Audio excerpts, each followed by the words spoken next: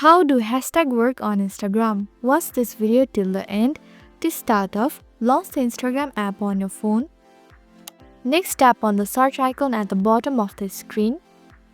Then tap on the search bar at the top and type anything you are interested in and search for it.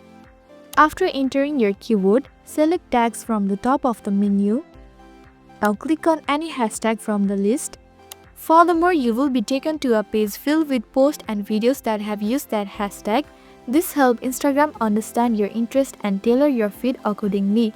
So the more you engage with a certain hashtag, the more similar content you will see. If you want to use a hashtag in your own post, here's what to do. Finally, go back to your screen and tap on the plus icon at the bottom center. Then select a photo or a video from your gallery that you want to post and tap next.